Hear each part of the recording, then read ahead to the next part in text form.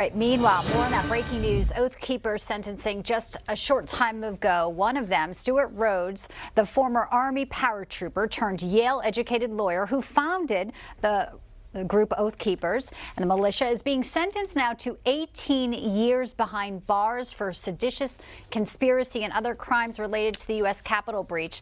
The sentence was actually 216 months in prison with then 3 years supervision after prison. Quite possible, they say his estimated release date could be in the 2040s. Now, here's also what went down the courtroom. The judge not only blasted Rhodes for what he called a historic American horror and his role in it, but he also expressed a fear about what happens next after the 2024 election. All right, let's get a reaction on this from former Acting Attorney General Matthew Whitaker, also a Newsmax analyst. Matthew, great to have you back with us. Good to see you guys. Well, we saw Stewart Rhodes sentenced there 18 months. Also, Richard Barnett, who is the guy who put his feet up on Nancy Pelosi's desk, 4.5 years in prison. Look, there are obviously issues with what these guys have been convicted of doing. But when we see violent offenders, people who are actually convicted of shooting people, armed robbery, stuff like that, they're not getting as much time in prison as some of these January 6 folks. Matthew.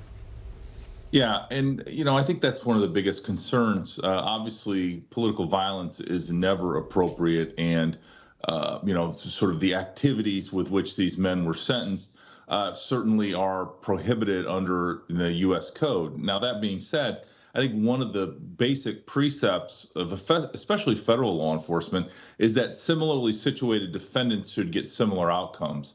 And that's what I worry about in several of these cases that we've seen in front of different judges. There's a very disparate sentencing regime. Some are, quite frankly, sentenced for what people in close proximity to them did. Some are sentenced, for what, maybe could happen in 2024 and the election. And so, I think in each one of these cases, obviously the facts and circumstances are very important, but, similar prohibited behavior and illegal behavior should be sentenced similarly. And I don't think you can run a thread through every one of these January 6 cases and get that result. It's a good note. And also there was a Texas resident who was with other rioters trying to break into the speaker's lobby. He was sentenced to nearly 7 years in prison, but his lawyer says he didn't assault any officers, much less threaten anyone with any violence during or after that day. So 7 years. I don't even know if they have the money to appeal these cases as well, Matt. So it's kind of like if you were there and you're caught up in this, not assaulting anyone, 7 years does seem a little bit harsh there. Yeah, and this particular individual, I guess, is the one that comes to mind for me, especially where, he was in close proximity to people that were doing violent behavior, but there's no evidence that he did anything violent other than just be in the general area or close proximity to people that were. And so, these are the types of things where I think federal judges sometimes, because they wear the black robe, because they're appointed for a lifetime on the federal bench, sometimes they're a little detached from reality.